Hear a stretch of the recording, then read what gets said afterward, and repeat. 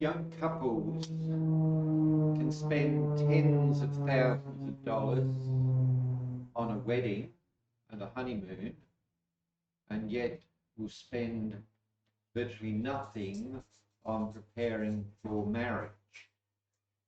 And that statement was made by an experienced marriage counsellor at a seminar that I was attending some years ago. And then also in a counselling course that I was doing, the counsellor made the point that when couples come to him for marriage counselling, he has a very doubtful view about it, because it's usually a last-ditch effort by the couple, and they've allowed problems to go on so long that they're no longer really open to the possibility of the marriage working. But I made the point last week that God wants marriage to be lasting. God is not happy about divorce. He doesn't see divorce as the solution to marriage problems, and neither should we. Particularly as Christians, we should not be looking in that direction. Now, it's a long time since I read a fairy story. A long time. I don't know how they end these days, but the fairy stories that were around when I was little had the sort of traditional thing that the male and the female faced some problem, they overcame the problem, they fell in love if they weren't in love already, they got married and they lived happily ever after. And we recognise that that is a rather unrealistic view, that if you're married, there are times when you struggle and there are problems that need to be faced. And so even though God teaches the idea of lifelong marriage, nevertheless, if you read God's word, the scriptures, you can see that they are historically reliable, authentic, and that couples in the Bible had to face various problems. And let me just mention a few here. I'm just going to go through them sort of in summary form. There's a line I came across from the writer Jane Austen that said, happiness in marriage is entirely a matter of chance. Well, God doesn't exactly say that marriage is all about luck. But nevertheless, he does say that, yes, there will be hurdles along the way. For instance, I was reading a book about a week ago, and it made a comment something like this, that nearly all marriages where parents lose a child dies, the marriage ends in divorce, not long afterwards. And I was rather surprised by that quote, and I did some checking, and it's a myth. Now, apparently it's based somewhat on a book that was written in 1977, which claimed that 75% of parents divorce within months of the loss of a child. But that was based upon guesswork, not upon proper research. A survey conducted in 2006 showed that there were divorce rates of just 16% among grieving parents. Another piece of research indicates divorce rate of 9%, but it also found that 24% of bereaved parents did think about divorce at some point, but never went ahead with it. So in other words, in cases of loss of children, a third of parents do either experience divorce or think about divorce without going through that. And so this indicates that there is a tremendous pressure, stress that is placed upon parents and a married couple in these cases. Some of the research indicates that a couple that lose a child will face increased strain and conflict, reduced communication, distancing between each other, a reduced sexual relationship, and so it goes on. And if you read through the Bible, there are various examples of couples, parents, who lost children. Adam and Eve lost Abel. Job and his wife lost all of their children. David and Bathsheba lost their infant son. Parents in and around Bethlehem lost their infant sons, murdered at the order of Herod the Great. So again, there would have been parents that felt that sort of pain, couples that felt that sort of pressure in the Bible. There were couples who were affected by cultural differences, and you've got an example of that over in Exodus 4 verses 24 to 26, that there is a situation with Moses and his wife Zipporah. And you remember that Moses, as an Israelite, following what God had said to Abraham in previous times, would have been circumcised as a religious rite. But he had to cause that to be carried out in regard to his own son.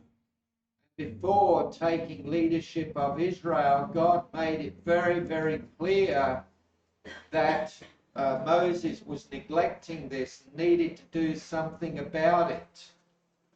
And that caused a great deal of anger on the part of his wife. His wife was a Midianite, and it appears that wasn't part of their culture. And indeed, her anger is such that, as one writer said, she felt the whole process to be abhorrent or repugnant, deeply opposed to it. Now, here in Australia, we have a very high migrant content, and we can see that here in this room, many of us coming from other countries. And that leads to marriages where you've got somebody from one culture marrying somebody from another culture, particularly here in the Canterbury Bankstown region. And so that raises challenges as you try to mix two cultures, two sets of parents, in-laws from different cultures and so forth. And it can be that raises different points of view regarding male roles and female roles and marriage and so forth. And in the marriage, you've got to blend those to create a new unity. In other cases in the Bible, there's marriages affected by selfishness and insensitivity. Abraham and Sarah, his wife, she was very beautiful, the Bible says. And as Abraham and Sarah traveled around the region, Abraham had this fear that others would see Sarah and want her for themselves, and if they knew that she was his wife, then they'd kill him to get her. So he asked her to say, look, I'm his sister. That way they wouldn't feel a need to kill Abraham. But that placed her in a very awkward, a very difficult, a very dangerous situation twice. And the same thing happened too with their son Isaac and his wife Rebecca. Isaac did the same thing. Now, we wouldn't do something like that these days, and yet it can be sometimes that one or the other, or even both in a marriage, could be very selfish, self-centered and so forth, thinking of themselves, and thus placing demands upon their spouse and taking no regard for the feelings of their husband or their wife. Abigail and Nabal are an example that Nabal would have been a terrible husband and, you know, very insensitive to the people around him. And that can have a very negative effect upon a marriage.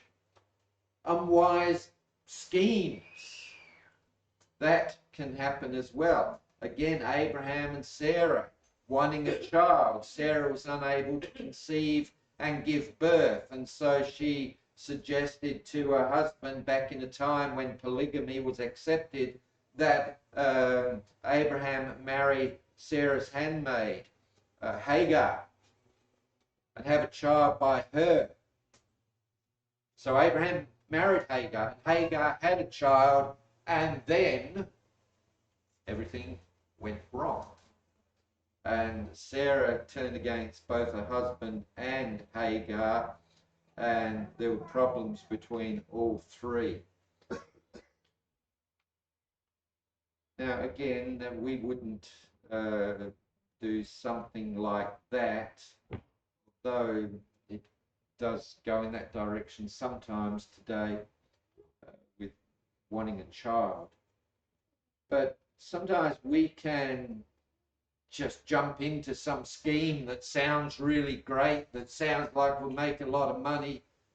We hear of some scheme, perhaps setting up a shop or something like that, and oh yes, it'll bring great money, and without even talking it over with our wife, perhaps we invest all the family savings in that, only to see it crash.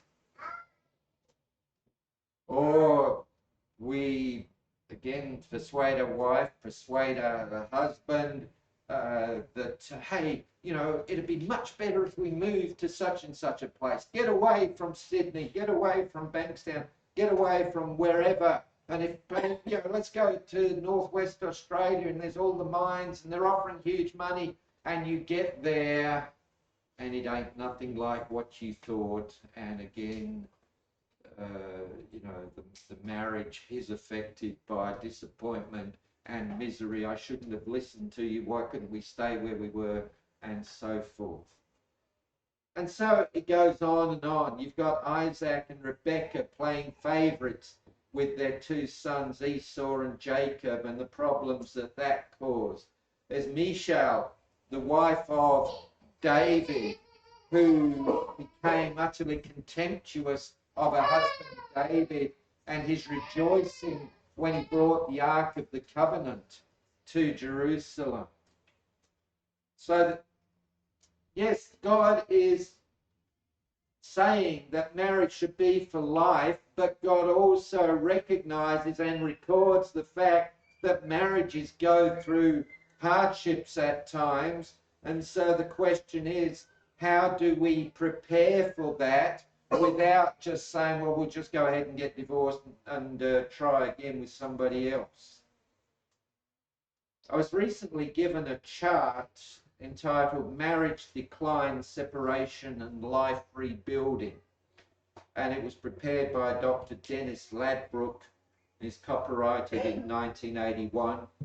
That's all I know about it. But the first half of the chart shows how, starting, you know, with a happy time in the marriage right at the beginning, problems can arise and the marriage goes into decline until eventually the two are driven apart.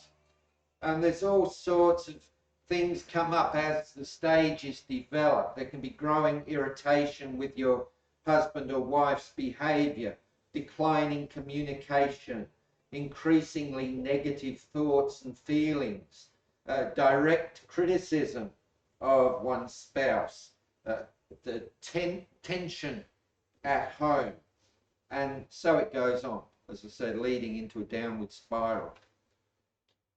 Now, it would take us too long to do a detailed study on all of this. I have taught on it in the past, but I want to just raise some basic points here to say, look, not only does God teach the idea of marriage permanence, but also there are ways to bring that about. And I'll just mention 4 of them, and I'm going to start ever before marriage takes place. But I'll start way back early in an individual's life. I've made the point, even at the beginning of this lesson, that many couples show very little interest in preparing for marriage. I was a marriage celebrant for years. I conducted pre-marriage counselling. I saw this myself in people. The common practice these days is that you fall in love to some degree, you start living together, you have children, and then at some point you think, well, okay, let's go ahead and get married. I've dealt with this time and again as a marriage celebrant. And people just get into this and see it as a natural progression without really thinking a great deal about it, that it's just what you do these days. But whilst it might be the practice in our culture, it's not the way it has always been. And in various cultures today and in the past, children were trained in some way or another for marriage, to understand what marriage would involve and what needed to be done in regard to marriage. Now, in Western society, we've largely lost that idea of preparing children for marriage. But all of us as parents need to realise that whether we accept it or not, we are training our children for marriage from a very early stage in their lives, because their children are learning about marriage from what they observe in their parents. Parents influence their children's development. And so, for instance, a son is learning about male attitudes to women, a husband's attitude to wife, an husband's approach to marriage. They're learning that from what they see in their father. And similarly, daughters will be learning about how a woman's response to a man, how she views a man, how she conducts herself as a wife and so forth. She's learning that from a mother. Now that's a simplistic view, because in actual fact fathers are also impacting on daughters and mothers on sons and so forth. But my point is, the home is, if you like, a school. It's an educational setting, and you are affecting your child's marriage long before it takes place. You're teaching them. You're setting them an example. And so we who are parents need to accept that responsibility, that both in conscious teaching, instruction if you like, and also an example, that we do what we can to prepare our children for marriage.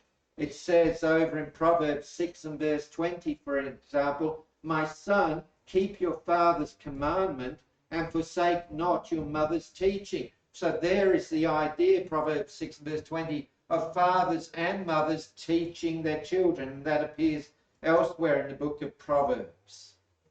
And furthermore, there's a great deal of material available today on marriage and how to prepare for marriage and what marriage involves. You can get books, you can get DVDs, you can get Christian teaching series, you can get premarital counselling, and there's some very good counselling available. All of this that will help somebody to understand what it's all about. That it's not just get married and live happily ever after. And I want to add something here about dating. With modern circumstances in the West, we've got more and more online dating. And I can understand why, but at the same time, there are problems with that. And dating with one another, being in the presence of one another, is a very effective way of getting to know each other. You don't always know whether you're being presented with the truth online. But the idea of dating is that you spend enough time with each other in a variety of circumstances to get to know how one another react in the face of various circumstances, various situations. You get to meet your boyfriend or your girlfriend's family and see how they interact and so forth. And so this is giving you some insight into what marriage will involve. And it's no good being a situation where you see problems in your boyfriend, your girlfriend, your fiance, and you think, well, we'll solve that afterwards, because as many people have said down through the years, that ain't so. People don't change just because they get married. And sometimes people blindly rush into a marriage that they were really not ready for or suited for. So preparation can begin ever before a marriage takes place, and indeed should begin. The better the groundwork that is laid, then the better the chance of that marriage developing properly. Because marriage involves adjustment. We might be in love, but still there's going to be some hard realities to face that you haven't faced previously. So first of all, preparation for marriage, and then adjustment in marriage. And I'll briefly mention 3 points here. Number one, the idea of communication. As I've just said, marriage is going to involve adjustments. You're bringing together two people who have grown up in different families, different settings, perhaps even different cultures. And they must now bring all of these different factors together to form a close bonding relationship, to blend their lives, not just here and there, an hour one day, an hour a couple of days later, but interacting day by day by day. And one of the realities of marriage is learning about the differences between each other. Differences that weren't apparent even during the time of dating. Because there are situations that will come up only when you're married. And then you're faced with, how one conducts themselves around the house, how the other conducts themselves around the house, the idea of who does what chores around the house, household tasks, decision making, the handling of money, the ongoing relationship with the extended families, respective parents, and so forth. All of these have to be faced up to once you are married. And what's more, adjustment doesn't occur just at the beginning of the marriage. It occurs right through the marriage as you face situations that you haven't faced previously, such as signing on for a mortgage and facing all the other expenses of being married and facing interest rate rises, all these sorts of things. Learning how to budget, how to spend within the budget, the birth of children, being parents, raising children. Probably there'll be some different ideas between the two of you. There's the care of your own parents as they age. There's the death of your parents as you grow older. There's promotions at work which may call for more and more time spent on the job. Development of health issues. As the two of you grow older, and either one of you or both of you develop health matters that need attention. And all of these are faced as the marriage goes on. And so you've got to learn how to adjust to those as they come along. And because you are both different, there'll be times when you respond differently to a situation. The danger is then you start attacking each other instead of dealing with the problem. And that's a trap to avoid. And what you need to do right even before you're married is learn to communicate, learn to talk to one another, but in talking to one another, also learn to listen to one another. Rather than one or the other having the idea that, look, I know about these things and that's the way it's going to be. Perhaps you're been in a culture where the man makes the decisions and all of that sort of thing, and perhaps does so in a very authoritarian manner. Well, that's not a good way to go about things. Again, there's the need to talk. What do wives know? Well, Proverbs 31 and verse 26, talking about a wife and a mother. She opens her mouth with wisdom, and the teaching of kindness is on her tongue. Verse 28, her children rise up and call her blessed. Her husband also, and he praises her. Many women have done excellently, but you surpass them all. Women, wives, mothers have wisdom just as much as a man may have wisdom, and thus a need to listen to one another and respect the insights that one another has, and thus to come to joint ways of working together to deal with issues as they arise, working with one another, not against one another. So number one, communication. Number two is guidance. As I've already said, as you go through marriage from the start and onwards, you're going to face new challenges, new circumstances, and you're going to face adjustments that you haven't dealt with previously. You don't have to face those alone.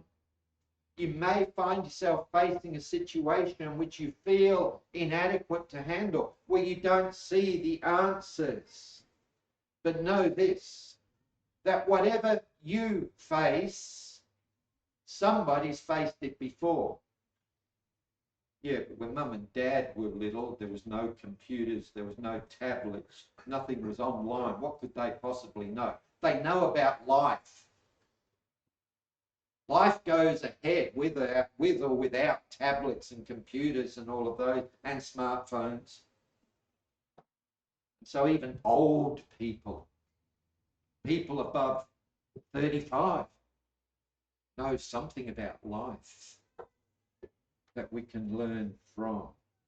There's a range of sources of help and advice. Parents, in-laws, grandparents, other relatives, aunts and uncles, they may well have insights and experiences that are very helpful. You think of the book of Ruth in the Old Testament and Naomi guiding her daughter-in-law. Preachers, teachers, elders, their wives. To be an elder, you also need a good wife. To be a preacher, you need a good wife. They may well have insights and understandings and so forth. Other Christians, there's a passage, for instance, over in the book of Titus, Titus chapter 2, verses 3 through to 5, which is addressed to older women. And it says that older women, Titus 2 and verse 4, can train the young women to love their husbands and children, to be self-controlled, pure, working at home, kind and submissive to their own husbands. The word of God might not be reviled. There's books and other resources. There's marriage guidance counsellors. And with all of this, I make this point. Don't leave it as a last resort to seek advice, guidance, help. If you're facing a situation and you feel a bit lost, then get some help, get some advice, get some guidance early. Because the longer you leave it, the harder it will be to deal with that situation. And if you leave it too long, that's when you're going to be facing divorce. So communication, guidance, And the third one I want to mention in regard to what you can do when you're married is the idea of agape love. Now, a couple, why are they getting married? Because they're in love. And love conquers all. So it's no good somebody talking to them about the adjustments and problems to be faced in marriage, because they're in love and they're going to sort out. There's not even going to be problems because they're so much in love. Well, those of us who are married know that, yes, even when you're in love, things at times can be very difficult. And one of the questions that is valid here is, okay, you say you're in love. What exactly do you mean by love? I've mentioned before many times that the New Testament initially was written in Greek, Koine Greek, the common Greek. That was the international language of the day. Then it was translated into other languages, eventually into English. And the Greeks had various words, at least 4 that I'm aware of. I want to talk about 3 of them. All of these were words for love, agape or agapeo. Now that's not, she's beautiful, I'm in love. He's handsome, I'm in love if you're a female. This agape love is a commitment to do good for someone else. It's a decision. It's something of the mind and not just simply of the heart that says, I am going to act for the benefit of others. That is why the Bible can say, love your enemies. Agape your enemies. How could I possibly love my enemy? Because in this case, love is a decision to do good for somebody else, not based upon how much you're attracted to them. It's not based upon appeal or something, but rather I am determined to act for someone's good. And then there was another Greek word, phileo, and that's affection, the sort of affection that will exist between family members or close friends. And then there's another Greek word, eros. It's not used in the Bible, but it is a word that the Greeks had, and that means love in a physical sense, sexual attraction. Now, in the early stages of a marriage, we have what we call romantic love, and that has a very high degree of phileo love, the affection, and also eros, and there's nothing wrong with that. That's natural. And maybe a bit of agape love, the determination to act for the good of someone, not based upon whether the other person is doing the right thing or behaving in an attractive manner. But the thing is that that early stage of romantic love is untested, it's untried. It hasn't yet faced all the issues, the realities of life. What needs to happen is, as the marriage goes on and as various circumstances are faced, it's not that phileo and eros cease to exist, but rather that agape becomes greater and greater. So that more and more your concern is about the good of others, and in marriage the good of your wife, the good of your husband, and you are determined to act accordingly. And that's something that we can draw from 1 Corinthians 13, beginning in verse 4. That is talking about agape love, the determination to act for the benefit of others. 1 Corinthians 13, verse 4, love is patient and kind. Love does not envy or boast, is not arrogant or rude. It does not insist on its own way. In other words, it's not selfish. It is not irritable or resentful. It does not rejoice at wrongdoing, but rejoices with the truth. Love bears all things, believes all things, hopes all things, endures all things. And if you want to put yourself to the test, read that passage inserting the word I wherever you see the word love. I am patient and kind. not always. I do not envy or boast. I am not arrogant. I am not rude. Can we honestly say that? If we're to develop that agape love, it means that we develop those sorts of characteristics which again strengthen a marriage, help a marriage, rather than pulling a marriage apart. What we're talking about here is something that is not based upon what's in it for me, but what can I do for the one that I've married. That, of course, involves self-sacrifice. Husbands, love your wives as Christ loved the church and gave himself up for her. That's agape love, if you go and check that out over in Ephesians chapter 5. Christ had the agape love which led him to sacrifice himself. And so we, husbands particularly, need to have a self-sacrificing, unselfish love that cares for our wives and seek what is best for them. Again, if we can develop that, it's a major step in combating the risk of divorce. Now, this lesson only scratches the surface, and it is for that reason fairly simplistic. I've only dealt with a few basics here. It's a summary. There's a wealth of good material, and I've said that over and over again. The question is whether you're willing to seek out that material, whether you're willing to learn. Marriage does not have to lead to divorce, and that should especially be so for Christians. I fear at times in some places that Christians are divorcing to the same extent that the world is divorcing, and that shouldn't be the case. Problems can be overcome if we face up to those problems and take the right steps as early as we can, not letting things get worse and worse.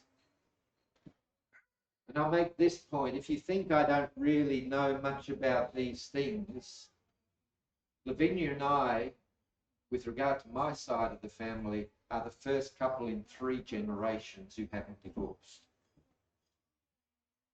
I lived, my grandparents divorced, my parents divorced, I was at home, I lived through what was leading up to that. I do know something about divorce. And it's only through Lavinia's perseverance with me that marriage has worked out the way it has, because I have a lot to learn. These things are there, challenges are there, and there's an attitude, a philosophy in our society that says, look, okay, if that's where it ends up, then go ahead, do it, and then try again. Look, we as Christians need to reach beyond that. We need to take the steps that we can to build a lasting marriage, because that is where marriage is so beneficial. As I said last week, the statistics show the more often you divorce and remarry, the less likely it is for a marriage to be successful. So what can we do? Well, first and foremost, be a husband and wife who are committed to God and to Christianity and applying the principles of God's word. Before marriage, prepare. Those of us who are parents, do what we can to set a good example and to teach our children. Then if you've got an older child or daughter, if you've got an older son or daughter, no, even earlier than that, teach them about marriage. Sit down with them, talk to them. Point them towards the various materials that are there to make use of. After getting married, communicate with one another, talk to one another, listen to one another, respect one another. Continue to learn, continue to seek guidance, continue to look for advice, and develop mutual agape love, caring, unselfish love, in which you are committed to the good of your spouse. And both husband and wife can do this. Divorce is so often presented as the acceptable answer to problems. But an even better answer is to face the problems and overcome the problems and build a marriage that lasts. And we as Christians need to be aiming at that. Not to say, well, you know, that's all very well and good, but as one saying goes, but me no buts. Marriage can be what God meant it to be, otherwise he wouldn't have established marriage. If you want something that is good, then deal with the issues, don't give up, work together, and you'll find the better way. It stands.